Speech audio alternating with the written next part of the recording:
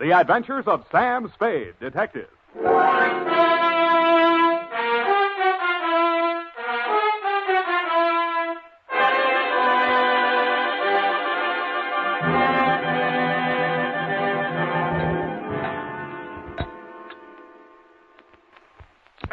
To Thelma Darling. Last name, Sam? Roger. Thelma Roger. Darling. I only asked, Sam. Let's get on with it. Yes, Sam, I'm sorry. From Samuel Spade, license number 1375596. Subject? Subject, the Quarter Eagle caper. Dear Thelma Darling. Sam, Yes, F? isn't that redundant? Again?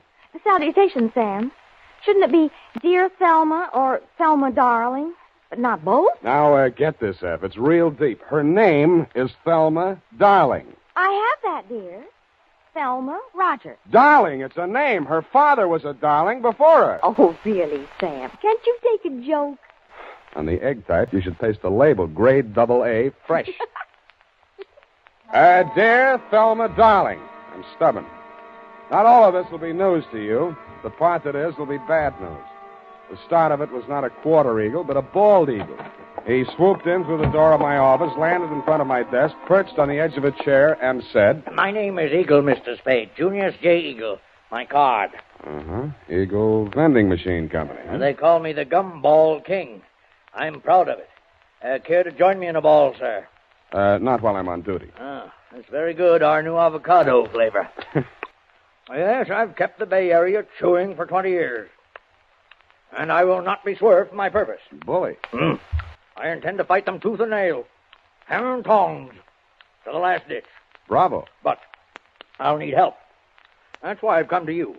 My competitors, Mr. Spade, are leaving no stone unturned in their contemptible campaign to drive me out of business. Now they've resorted to outright sabotage. In short, they have hired hoodlums to destroy my gumball machines. They've already smashed 11. And they won't be content until they've demolished my entire equipment. Sounds like a police case to me, Mr. Eagle. No, I've been to the police. No, they don't understand my problem. Gave me a lot of double talk about juvenile delinquents. Ha, my foot. Cutthroat competition. You're sure of that? Well, what would you think? If theft were their motive, they most certainly would steal the pennies from the machines, but what do they take?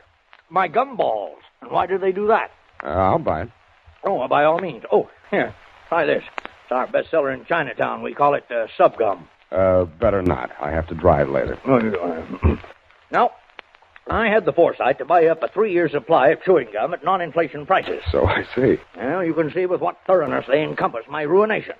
They are not only smashing my machines, they're making off with my gum. And you want me to try and stop them? No, I do not. No.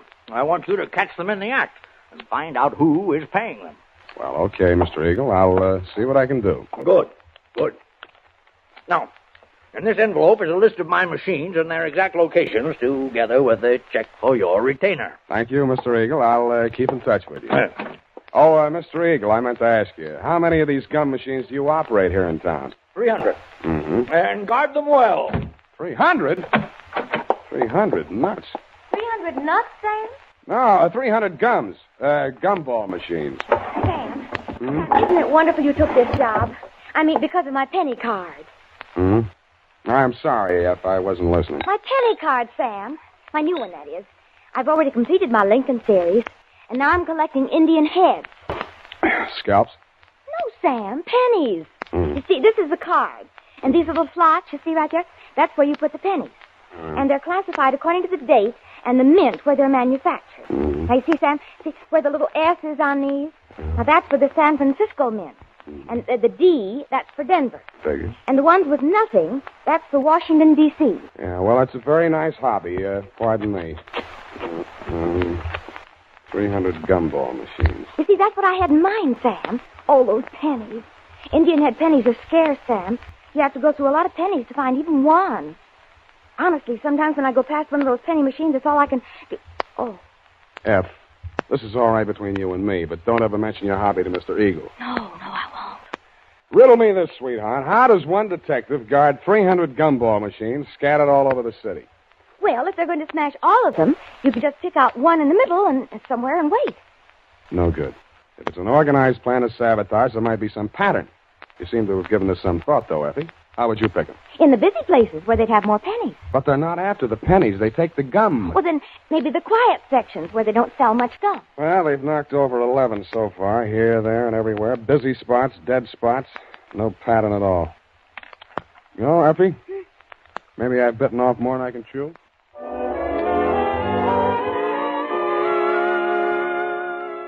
I wasn't sold on Mr. Eagle's theory that the caper was organized sabotage, but I decided to test it out anyway. I learned the operation did follow a pattern, unless it was coincidence that the 11 machines knocked over the previous night were the same 11 machines that had been refilled that afternoon.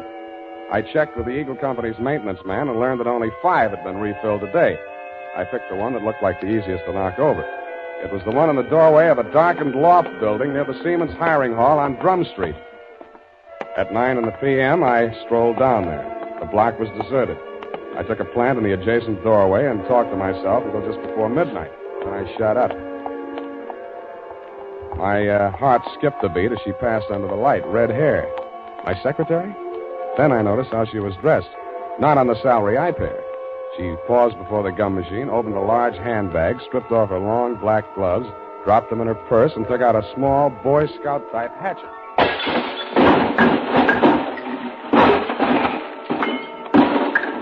She went at it with the enthusiasm of Carrie Nation busting up a saloon. I edged around the doorway as she bent over the mess of pennies and gumballs at her feet. When she reached out her hand, I took one more step, and that was all. She was up on her feet, facing me, and I saw that hatchet sailing through the air straight at me. Hey!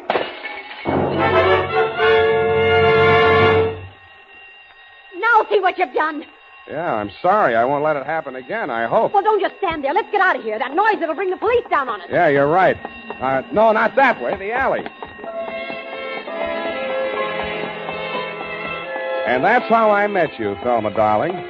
Pausing only to pick up an Indian head penny for luck, I escorted you through the alley to Washington, up Washington to Salon, jogged through Front Street, and followed that to Market, where we entered the Happy Hour Bar and Grill by way of the kitchen. You proceeded unfalteringly to the darkest booth. We sat down and caught our breath. You ordered a pirate's dream. By the way, I did get that recipe. Lime juice, grenadine, passion fruit, a sprig of mint, and 6 jiggers of rum. After 2 swallows, I heard myself saying, "Hey, now aren't you ashamed of yourself?" But, Sam, why should I be? After what I've been through, I think I deserve a drink. I didn't mean that. I meant throwing that hatchet at me. I thought you were Merle. Who's Merle? Why, he works for Mr. Chiselhurst. Yeah, that figures. Now tell me who Mr. Chiselhurst is. Not who he works for, just who he is. He was acting as my agent for the sale of the pearl. Well, Natch. Look, please, don't make me say what pearl. It's called the Black Pearl of Galila Bay. My brother brought it back from the South Pacific when he was in the war. Oh, yes. When he went to prison, he gave it to me to keep for him. Uh-huh. So you decided to sell it? I had no choice. I needed the money desperately to finance his appeal. It comes up next week. Mm-hmm. If I don't get that pearl back, I don't know what I'll do. You've got to help me. What makes you think it's in a gumball machine? Mr. Chiselhurst took the pearl to show to a man named Junius Eagle, and that's when it disappeared. Mr. Eagle decided not to buy. And when Mr. Chiselhurst returned to the hotel... Eagle had found the pearl and substituted a ball of blackjack gum. Then what? Mr. Chiselhurst had Merle follow him. Nothing happened the first 2 days. But day before yesterday, he followed him to his warehouse and saw him drop a single ball of gum into a barrel of them that was waiting to be loaded onto a truck. The pearl must have been hidden in it. Why else would he do a thing like that? Uh-huh. He would put a valuable pearl in a machine where anybody could buy it for a penny. I suppose it'd be safe for a few days. I don't know how these machines work. Well, now you know why I had to break those machines. Nuh-uh. You don't believe me? Mm-mm. Well, what are you going to do? Check the psycho wards and find out which one you escaped from.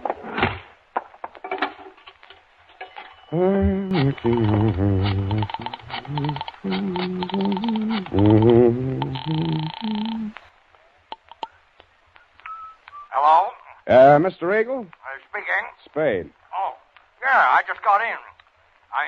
I've been out making my monthly collection. Mm-hmm. Hey, I want to talk to you. You're falling down on my job. Another of my machines. Yeah, I know. Drum Street. I nailed the hoodlum. Ah. Who's he working for? Let me ask you one. Did a man named Chiselhurst ever try to sell you a black pearl? Hello, you still on the line? You stopped chewing. Yes. I think you better come over to my house. Right away. Hello. Nuts.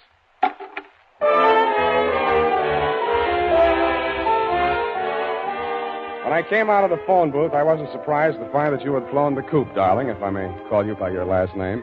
But I was surprised at what I found at my client's house.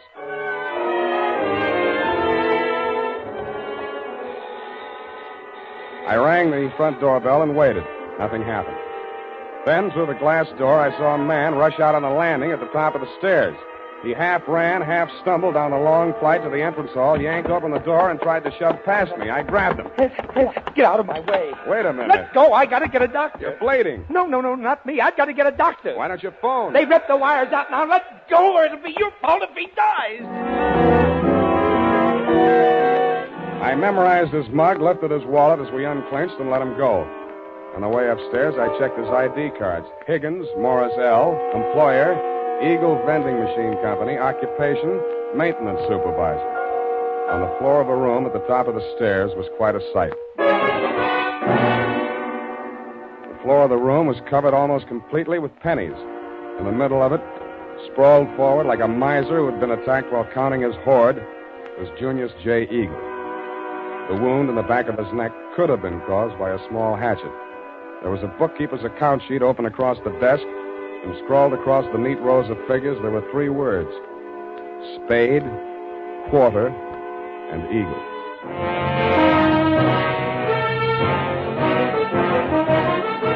And now, back to the Quarter Eagle Caper. Tonight's adventure with Sam Spade. That you, Higgins? Yeah. Save yourself the trip upstairs. There's nothing you can do for him. Oh, dead, huh? Yeah. Well, I guess he won't need that doctor I called. We can use one anyway. Did you tell the doc Eagle had been stabbed? Yeah, sure I did. Yeah, well, that means the law will come with him or ahead of him. But I don't get it.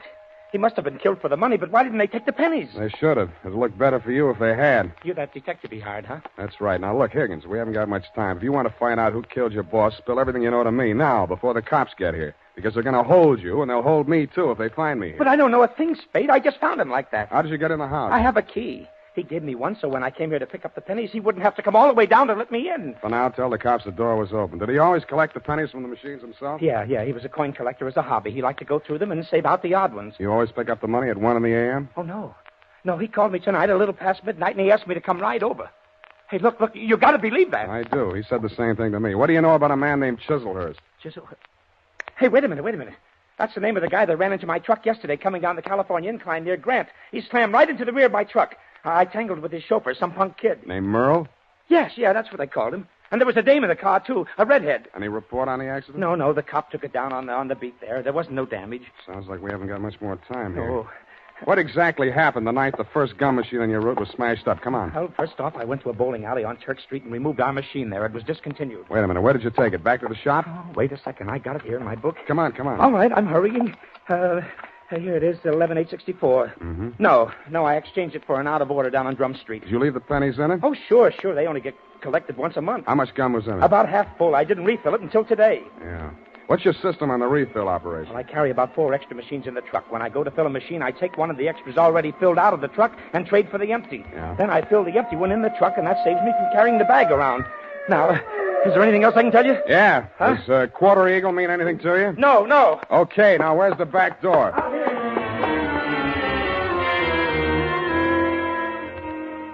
That Quarter Eagle. What was it? Was it a wrestling hole like the Half Nelson? I thought of asking Effie, but I was afraid she'd know. I was sure that if I could find Chiselhurst, I could get all the answers at once. That collision between his car and the rear end of Higgins' truck was a good lead in more ways than one. It meant that at least part of your story, darling, was true. But you neglected to tell me that you, Chiselhurst, and Merle had been tailing Higgins' appointed rounds of the gumball machine. I checked the police report on the accident. The car was registered in Great Britain. The report said transient, no local address, and so to bed. I dreamed it was next Thanksgiving, and I was eating a roasted Quarter Eagle. Then it turned into crow.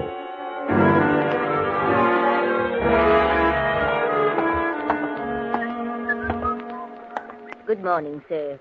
Do you wish to place a classified ad? Good morning to you, madam. Indeed, I do. Kindly write it on this blank. Kindly read it off this blank. Well, Quarter Eagle. Interested parties apply Sam Spade. Sutter, 37596. That's right. It's 9 words, sir. I'll have to charge you for 3 lines anyway. Is there anything you'd like to add? Yes, but it's not fit to print.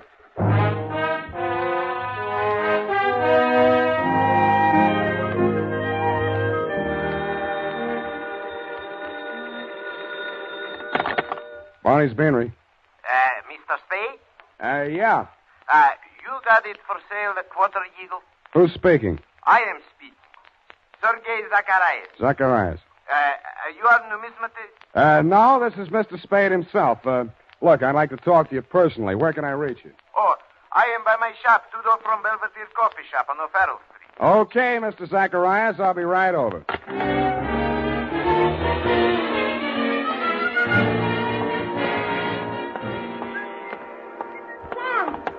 wait a moment. I got to talk to you. Why didn't you do more talking last night? My client might be alive if you had. Oh, it's terrible. But how could I have You known? knew about the Quarter Eagle. Why did you spin that yarn about the pearl? How did you find out about it? Dead men sometimes do tell tales. Surely you don't think that I had anything to do with that. He was only hacked to death with a hatchet like the one you threw at me. That makes you look fine. All right, I killed him, if that'll make you listen to me. Sam, don't go into that shop. Please, it's it's a a new trap. suit. You don't know that man Zacharias. He's the cause of all our troubles. You mean he sold you that hatchet? Sam, please. Quit clawing me. Let go. I won't allow you to go in there. I won't. Wait a minute. What's going on here? What's the occasion of the squabble? Oh, well, no, it's Mr. Spade. Yeah, Clancy, this dame here just tried to pick my pocket. Ah, pickpocket, is it? Glory be, and such a pretty one, too. Never mind that, Clancy. Just have it locked up. I'll be down later to prefer charges.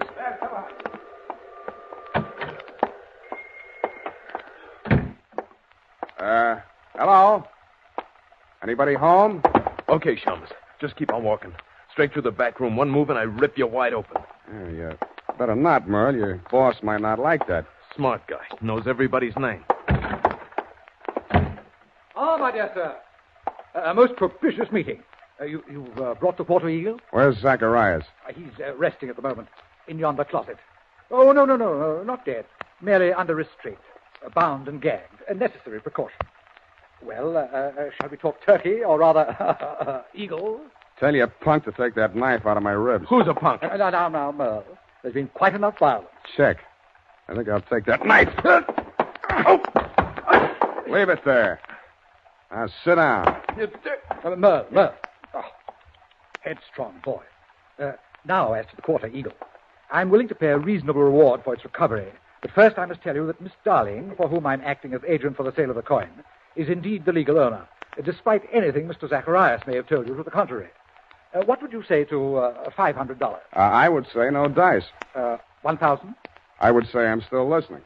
Sir, you seem to exaggerate the value of that tiny gold piece. It was worth one human life to somebody. That sounds like more than $1,000 to me. You may find the market valuation of that particular mintage of the Quarter Eagle in my coin catalog, $10,000.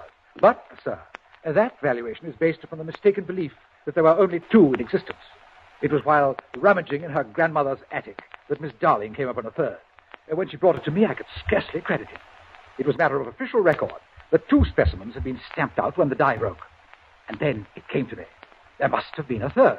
Namely, the coin which was in that rude stamping press when the die broke. Closer examination of the Quarter Eagle, now in your possession, revealed certain markings. Yeah. Some defective feathers in the war bonnet on the obverse. And a cleavage in the numeral 4 of the date, 1841. Yeah, all right. So how much is it worth? Well, as I say, the price last paid was $10,000. I think we may safely assume it will bring several times that amount in today's market. But only, mind you, if but 2 specimens, not 3, are in existence.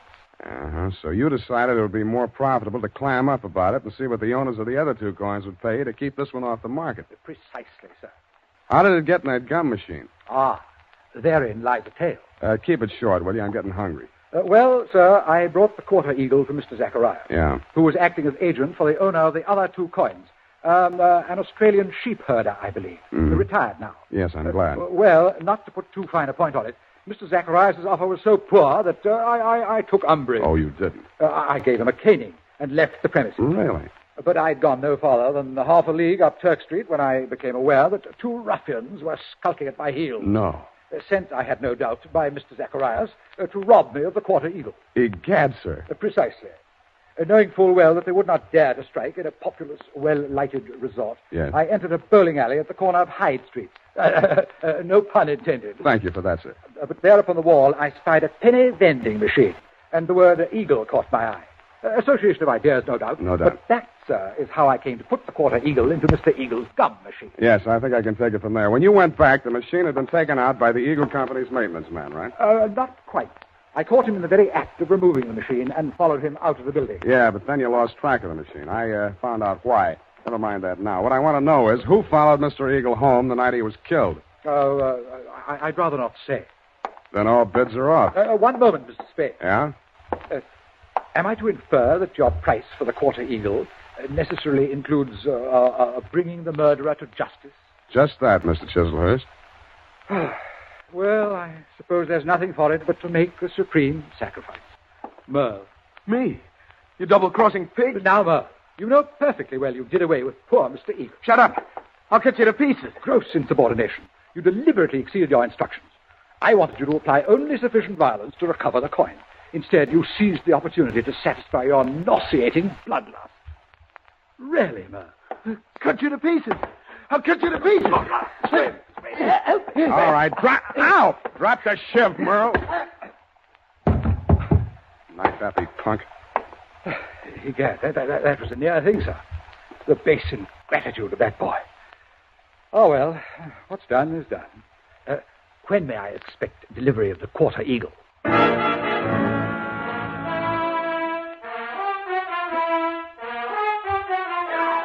I didn't answer him.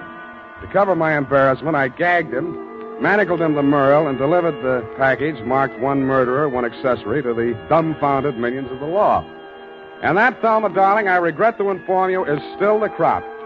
After I'd sprung you from the pokey, I got hold of Higgins, and we went through every coin out of every Eagle gumball machine in the city of San Francisco. It couldn't happen, but it did. Your Quarter Eagle is, shall we say, no place. Period. End of report. Sam, I'm disappointed in you. Well, so am I, sweetheart. But I'll forgive you if you found even one Indian head penny from my penny card. Yeah, just one from that machine on Drum Street. Oh, Sam. There you are, sweetheart. Oh, thank you. And it's an old one. And no older than I feel. Go type that up.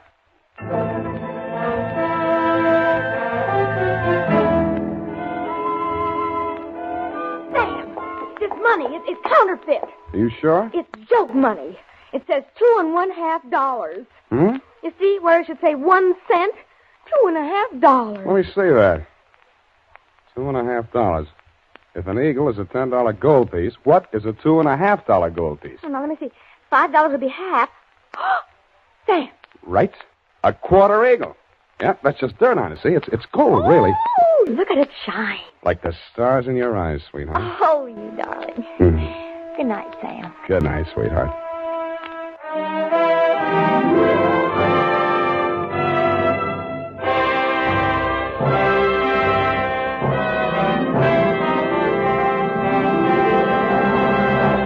The Adventures of Sam Spade, Dashiell Hammett's famous private detective, are produced and directed by William Spear.